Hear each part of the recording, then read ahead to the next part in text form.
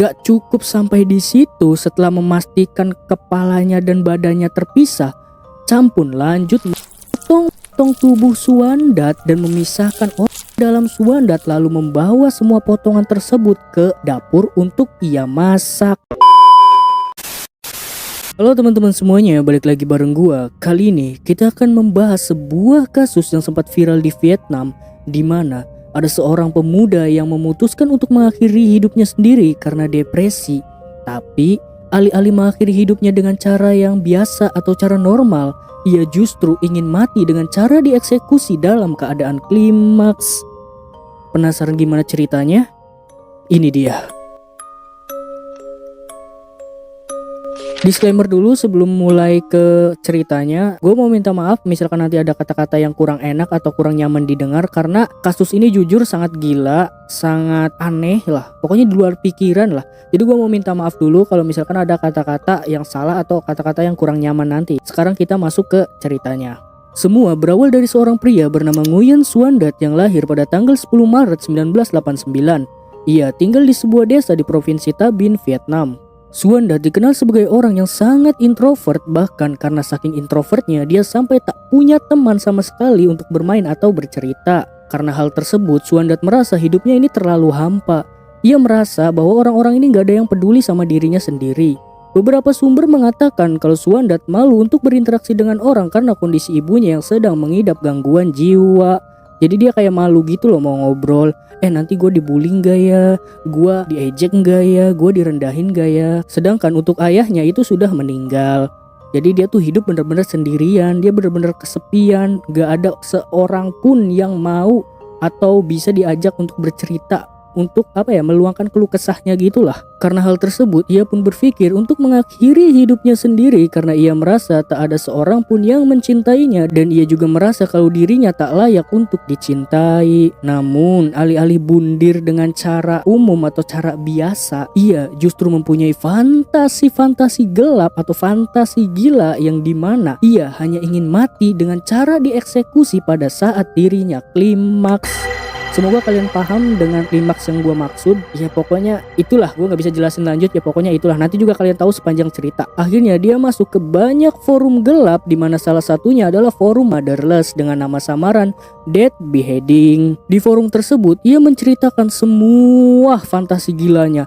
Pokoknya ia curahkan semua yang ada di kepalanya, mulai dari caranya dieksekusi gimana, cara ia dieksekusi, terus tubuhnya harus diapain, terus caranya gimanain. Pokoknya semua fantasi-fantasi gilanya itu dia ceritakan di forum tersebut. Bukannya ditegur atau dinasehati, orang-orang justru mendukung penuh apa yang Suandat katakan. Bahkan gak sedikit juga yang mengatakan kalau mereka punya fantasi yang sama dengan Suandat. Emang dasarnya grup sakit, grup gelap, isinya juga orang-orang ya yang gak jauh sama kayak Suandat lah. Wajar kalau dia didukung. Namun dari banyaknya orang yang tergabung di forum tersebut, perhatian Suandat justru tertuju kepada satu nama, yaitu Cham Tan Chung atau Kham Tan Chung. Gue gak tahu cara nyebutnya gimana, tapi kita panggil aja Cham. Dimana Cham ini mempunyai ketertarikan khusus terhadap dunia penjagalan tubuh manusia dan kanibalisme. Hal inilah yang membuat Suandat tertarik dan merasa kalau mereka itu saling cocok dan saling mengisi. Dimana Suandat langsung mengajak Cham untuk merealisasikan semua fantasi gila mereka. Jadi kayak si Cham ini kan punya ketertarikan khusus terhadap penjagalan tubuh manusia, sedangkan Suandat itu punya ketertarikan khusus dijagal oleh orang. Jadi mereka tuh kayak saling melengkapi gitulah di pikiran Suandat. Kayak kayaknya kita cocok nih. Lu kan suka ngejagal nih. Nah gue tuh pengen nih dieksekusi.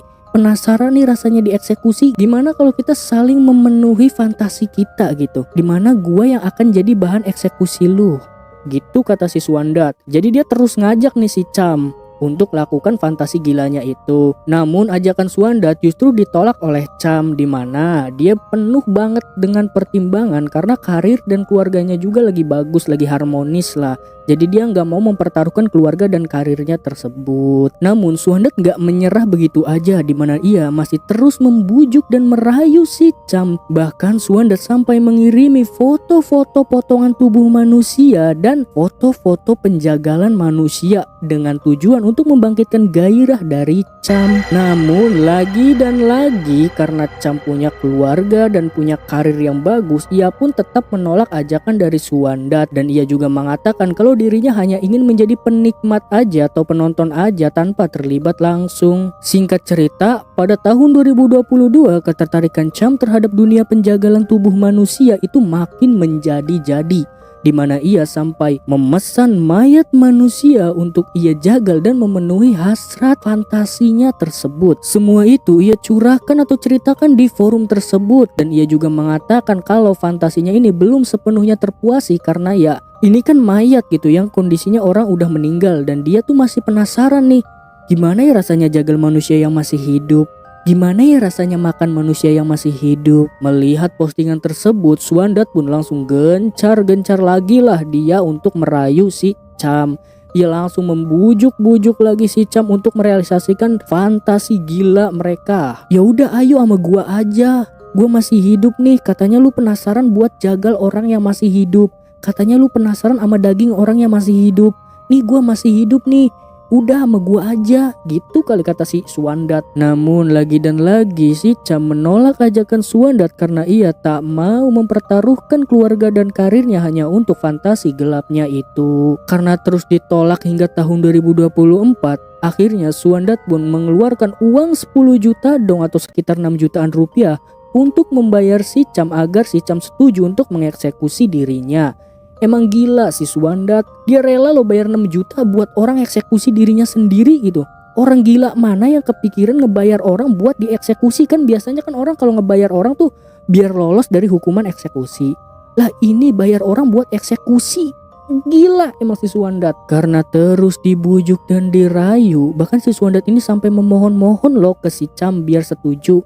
Akhirnya si Cham pun luluh dan setuju dengan ajakan si Suandat, dimana uang 6 juta tadi dipakai oleh Cham untuk melakukan eksekusinya nanti, kayak sewa tempat, peralatan, pokoknya 6 juta ini mau dipakai buat perlengkapan eksekusinya lah, yang 6 juta dari si Suandat. Dan Cham memilih melakukannya di kantornya sendiri pada hari menjelang Imlek, karena kan saat hari menjelang Imlek kan hari libur tuh, karyawan pada libur semua tuh, karyawan kantornya ada yang pulang, ada yang sama keluarganya, ada yang ngabisin waktu jalan-jalan atau kemana lah, intinya kantornya kosong lah. Jadi si Cham tuh milih ya udah lakuin di kantornya aja nih mumpung sepi, ditambah juga dia kan udah familiar nih sama kantornya sendiri, udah hafal lah dia. Jadi dia udah tahu nih sudut-sudut kantor yang menurutnya aman atau enak atau gimana gitu. Dia udah familiar lah, jadi dia milih di kantornya sendiri. Singkat cerita, pada 25 Januari 2025 akhirnya mereka pun bertemu di titik yang sudah mereka tentukan, yaitu di kantornya si Cham tadi, dimana saking niatnya Suandat ia sampai bawa golok sendiri. Jadi dia datang sambil nenteng golok itu loh. Nah goloknya ini buat ngeksekusi dirinya sendiri loh. Saking niatnya si Suandat ini, saking pengennya gitu. Mungkin dalam hati si Suandat, akhirnya ini waktu yang kutunggu-tunggu. Akhirnya fantasiku terselesaikan. Wah pokoknya gila emang sih. Niat banget coba bawa golok sendiri si Suandat. Ini juga menjadi kali pertama mereka bertemu, karena kan sebelumnya mereka cuma chat-chatan lewat online gitu, gak pernah bertemu langsung, jadi mereka gak tahu nih mukanya satu sama lain. Dan ini jadi pertemuan pertama mereka, dimana setelah bertemu Cham pun mengajak si Suandat ke toilet yang ada di kantornya. Dan Cham juga menyuruh Suandat untuk duduk dulu sembari si Cham ini kayak siap-siap gitulah. Cham juga memasang beberapa kamera di sudut-sudut toilet tersebut sambil mengenakan topeng untuk menutupi identitasnya. Melihat kamera yang merekam, paniklah si Suandat, gugup dia, langsung kicep dia. Langsung kayak diem gemeter gitu si Suandat. Dia langsung kayak, loh kok bukannya ini gak ada di perjanjian kita ya? Gitu tanya si Suandat ke si Cham. Tapi si Cham juga jelasin kalau ini hanya untuk dokumentasi aja, biar bisa dia buka di lain waktu untuk dia inget-inget. Jadi kayak dijadiin kenangan gitulah sama si Cham. Melihat si Suandat panik dan gemeter, akhirnya si Cham pun berusaha untuk menenangkan Suandat dengan cara mengelus-ngelus kepalanya. Udah ya, jangan panik. Udah tenang aja, gak usah gugup, gak apa-apa kok, ini buat dokumentasi doang. Gitu kata si Cham mungkin ya. Dirasa sudah tenang, Cham pun menggelar sebuah terpal dan menaruh balok kayu sebagai bantalan si Suandat nanti.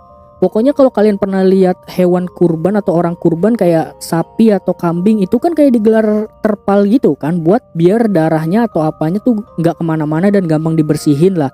Terus kan itu kan biasanya kepalanya disanggah tuh pakai balok kayu biar gampang motongnya kan. Nah kurang lebih juga si Suandat tuh gitu tuh. Setelah semuanya sudah siap, Cham pun langsung menyuruh Suandat untuk berbaring dan membantu si Suandat untuk melepaskan pakaiannya. Setelah semua pakaiannya terlepas, tebak apa yang mereka lakukan? Ya, si Cham membantu Suandat untuk masih, karena kan ini kemauan dari Suandat kan, dimana ia ingin dieksekusi pada saat dirinya klimaks. FYI, Suandat juga ternyata adalah penyuka sesama jenis, dimana ini bisa dibuktikan dari salah satu forum yang ia masuki, dimana forum tersebut tuh berisi ya orang-orang penyuka sesama jenis gitu. Jadi ya valid, Suandat ini adalah orang yang penyuka sesama jenis. Dengan bantuan Cham membuat si Suandat nih ya makin bergairah lagi lah dia, makin keenakan lagi lah dia. Dan ini semua terbukti karena selang beberapa menit kemudian Suandat mengatakan kalau dirinya sudah mau klimaks, dan tanpa basa-basi si Cham langsung mengambil golok dan boom, muncratlah tuh kemana-mana sirup marjan. Bahkan kalau kalian lihat videonya di salah satu kamera, ini kan ada banyak kamera nih, di salah satu kameranya sampai muncrat ke kamera loh. Bayangin, memang gila nih orang. Gak cukup sampai di situ, setelah memastikan kepalanya dan badannya terpisah, Cham pun lanjut potong tubuh Suandat dan memisahkan otak dalam Suandat, lalu membawa semua potongan tersebut ke dapur untuk ia masak. Bahkan di salah satu rekaman terekam kalau Cham sempat membersihkan semua potongan daging tersebut sebelum ia masak. Jadi ia kayak bersihin dulu nih, kayak ususnya ia bersihin, daging-dagingnya ia bersihin gitu. Sebelum ia masak nih ia bersihin dulu nih. Dan dirasa semuanya udah bersih, ia pun memasukkan potongan-potongan tersebut ke sebuah panci besar yang berisi air mendidih. Setelah dirasa daging tersebut sudah matang, Cham pun langsung makan daging tersebut. Karena kan ini salah satu fantasi dari si Cham. Karena kan si Cham pengen ngerasain tuh rasanya daging manusia yang masih hidup. Walaupun dia nggak habiskan semua, karena ya yang ia masak nih terlalu banyak gitu loh. Jadi dia nggak habisin semua. Dan sisa-sisa daging tersebut ia hancurkan lalu ia buang di tempat pembuangan yang ada di toilet tersebut. Sedangkan untuk bagian yang besar dan keras ia bungkus bawa pulang untuk ia buang dan sebarkan di beberapa titik. Setelah dirinya merasa puas, ia pun membereskan tempat eksekusinya tadi. Dan sebelum pulang juga ia membawa baju dan juga HP milik si Suandat. Sesampainya di rumah, ya Cham nih kayak bapak-bapak pada umumnya aja. Dia nggak ngerasa bersalah, nggak panik, nggak gimana-gimana. Pokoknya dia kayak ya menurutnya tuh apa yang dia lakukan tadi tuh normal gitu. Nggak ada yang aneh. Dia ya udah kayak biasa aja. Bahkan beberapa tetangga mengatakan kalau mereka melihat si Cham ini jalan sambil ketawa-ketawa kayak habis menang jackpot. Ini saking bahagianya dia kayak sampai ketawa-ketawa dia di jalan. Dan di selang kesibukannya si Cham ini membuka HP milik Suandat dan masuk ke berbagai forum yang Suandat ikuti. Karena kan Suandat kan di awal itu masuk ke banyak forum nih, lumayan banyak lah forum yang Suandat masuki dengan tujuan untuk mencari korban selanjutnya. Ketagihan dia. Padahal kan awalnya dia kayak mempertimbangkan, aduh aku punya karir bagus nih, aduh aku punya keluarga nih, aduh aku gak mau aku cuma jadi penonton aja.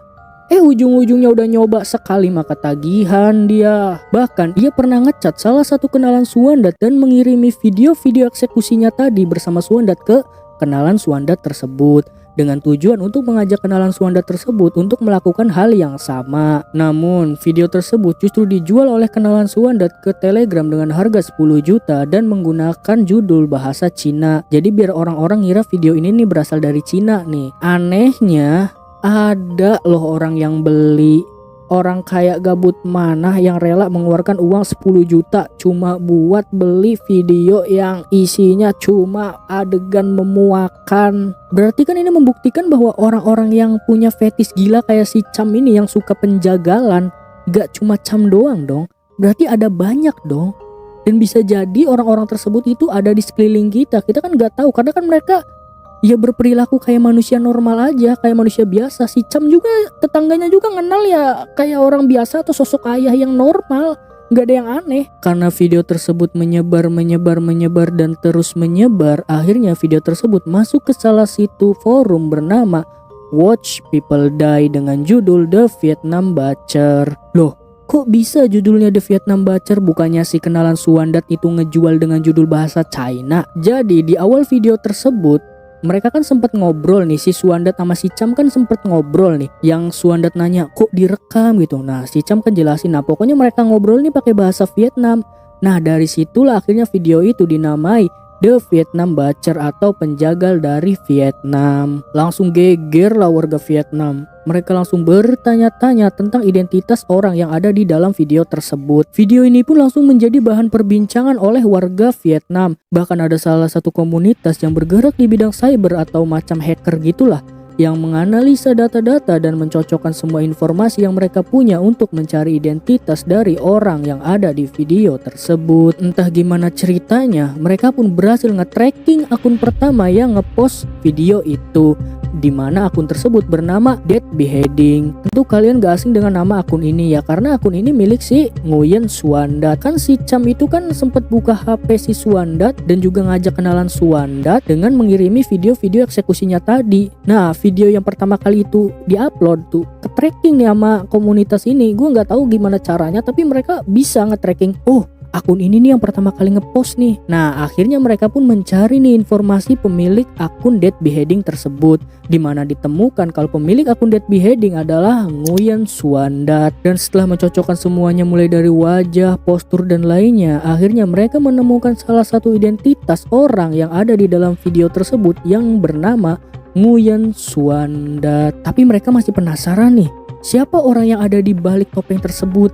Karena kan dia bintang utamanya kan, karena kan dia yang ngejagal gitu, dia yang ngeramein video tersebut. Akhirnya mereka pun menganalisa detail-detail kecil yang ada di pria bertopeng tadi dan menemukan kalau ada sebuah tanda lahir di ketiak kiri dan juga tato bertulis Death Day 13/9. Ciri-ciri tersebut pun mereka simpan sembari mereka mencari lokasi tempat eksekusi itu dilakukan, di mana mereka memperhatikan detail-detail setiap ruangan, karena kan ini direkam dari berbagai kamera kan, karena kan si Cham ini naruh ada 3 kamera kalau nggak salah dia naruh. Nah diperhatiin lah semua tuh, mulai dari warna tembok, lantai, ini posisinya di sini, ini di sini, ini di sini. Pokoknya mereka perhatikan semua dan catatlah semuanya dan mencocokkan semua detail untuk mencari lokasi tersebut, di mana mereka berhasil menemukan lokasi yang persis dengan detail yang mereka catat, yaitu di kantor si Cham tadi. Ketahuan lah lokasinya masih komunitas ini. Mereka juga menduga kuat kalau pria bertopeng tersebut adalah salah satu karyawan yang bekerja di kantor tersebut. Akhirnya semua ciri-ciri yang mereka simpan tadi mereka cocokkanlah dengan semua pegawai yang bekerja di kantor tersebut, di mana ciri-ciri itu tertuju ke satu orang yang bernama Doan Van Sang. Nah sebelum kita lanjut ke ceritanya, kita bahas dulu nih siapa sih Doan Van Sang ini. Doan Van Sang adalah mantan pejabat manajemen pasar yang berdomisili di Provinsi Lang Son, Vietnam. Ia juga memiliki 1 orang istri dan 2 orang anak. Van Sang sendiri dikenal sebagai orang yang sangat ramah dan berwibawa. Ya gimana enggak, dia mantan pejabat, sosok orang terhormat, orang yang disegani. Dan siapa sangka di balik sikap ramah dan berwibawanya itu justru menyimpan sisi gelap yang gak banyak orang tahu, bahkan mungkin gak ada yang orang tahu gitu. Sekarang kita lanjut ke ceritanya tadi. Setelah semua identitas dan lokasinya terungkap, mereka pun mengirim semua bukti tersebut ke pihak kepolisian, di mana pada tanggal 3 Desember 2025 kepolisian Vietnam resmi menangkap Doan Van Sang atas tuduhan pembunuhan. Namun hingga video ini direkam, yaitu pada tanggal 6 Februari 2026, Van Sang belum dijatuhi hukuman apapun. Meski ia sudah mengaku kalau pria bertopeng tersebut adalah dirinya, tapi ia juga mengatakan kalau ini semua atas kemauan Suandat tanpa paksaan darinya. Semua keterangan dari Van Sang itu memang benar, di mana ini terbukti dari chat-chat yang mereka lakukan. Karena itu udah ke-tracking tuh bukti-bukti chat dan bukti-bukti lainnya. Ya emang bener, yang ngajak itu Suandat, yang maksa itu Suandat, yang mau itu Suandat, bahkan sampai mohon-mohon loh Suandat. Karena hal inilah yang membuat persidangan begitu alot dan mengalami beberapa kali penundaan. Oke teman-teman, gimana menurut kalian? Memang terkadang pikiran manusia itu emang susah ditebak. Bahkan ya setiap orang itu